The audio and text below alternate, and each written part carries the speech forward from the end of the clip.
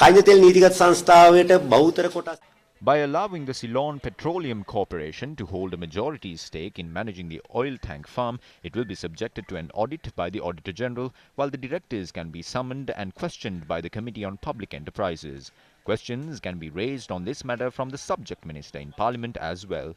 During the period in which the oil tank farm would be operated with the agreement of the relevant shareholders, we will hold discussions to decide how many storage tanks can be reacquired by the Ceylon Petroleum Corporation. We have been able to finalize the first round of discussions based on this preliminary objective. පළවෙනි සාකච්ඡාවටදී අපිට අවසන් කරන්න පුළුවන් වුණේ. What is the history behind the Trincomalee oil tank farm? During the Second World War, the British had constructed 102 tanks between 1924 and 1930 near the Trincomalee harbour. The Trincomalee harbour is one of the world's natural harbours that is of strategic importance. The main intention of the British was to develop the Trincomalee harbour into a commercial hub targeting eastern countries. The oil tank farm comprises of two sections that include 83 tanks in the upper tank farm and 17 tanks in the lower tank farm. The Indian Oil Corporation currently manages 15 storage tanks at the facility. This is in line with an agreement signed in 2003 by the United National Party government at that time to lease out the oil tank farm to the Indian Oil Corporation for 35 years. 2003 ගිය ගිවිසුමක්. ඒක අවුරුදු 35ක්. The oil tank farm was leased out for 35 years based on the 2003 agreement. This would end in 2035. When Sandima Veerakkodi was a minister in 2017, he submitted a cabinet proposal on this, but it was suspended.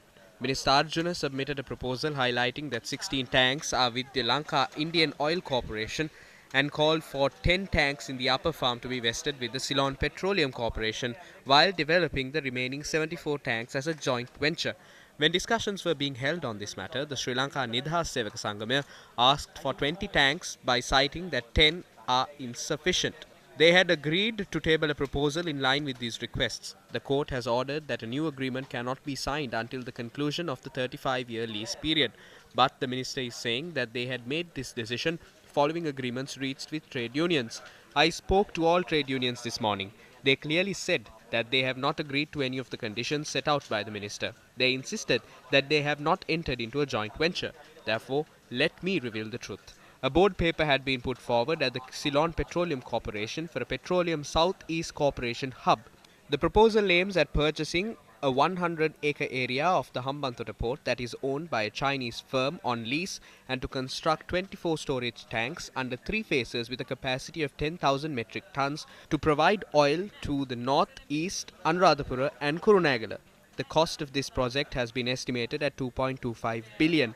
While the minister is saying that the oil tank given in 2003 would be reacquired, discussions are being held to set up a Petroleum South-East Corporation hub. This talk about constructing 23 tanks and distributing fuel from it as well.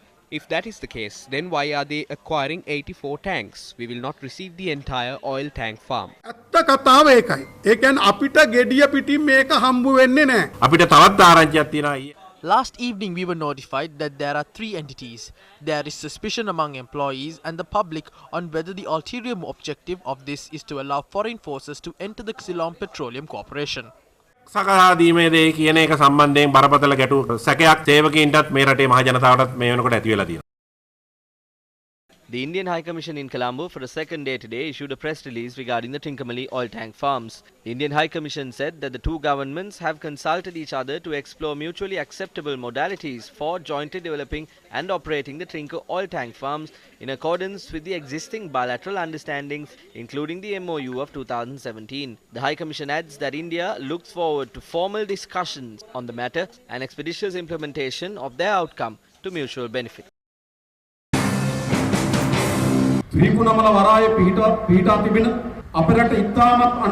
Although the oil tank farm that is a valuable national resource near the Trincomalee harbour was leased out in 2003, it was not properly vested with the other entity through the agreement. What are they doing now? They are planning to embark on a joint venture to develop the oil tank farm with the assistance of the Indian Oil Corporation. It is our national resource in Trincomalee. On Monday, Mahinda Rajapaksa has submitted a proposal to Cabinet seeking to fast-track investments. What does that mean? That would mean that the central bank does not have to inquire into the source of funding. The Central Environmental Authority does not have to inquire into any environmental impact. There is no need to examine whether lands have been acquired in line with the country's laws as well. Construction activities could be carried out without the approval of the Pradesh Sabha or the Urban Council. Who is on this committee? Finance Secretary S.R. Artigala, the Secretary of the Urban Development Ministry, Vasantha Pereira, the Secretary of the Ministry of Power, Maya Pathurana of the Labour Ministry, the Deputy Secretary of the Treasury Ratnayaka, Sanjaya Mohattala and Visakha Amarasekara. The committee has been asked to fast-track investments. They are planning to give away national assets to multinational companies based on the decision of a single committee. But 15 months ago, they said that their leaders would protect national assets. Today, their leaders are fast-tracking the sale of these assets. අද fast track එකේ සම්පත් විකුණනවායි.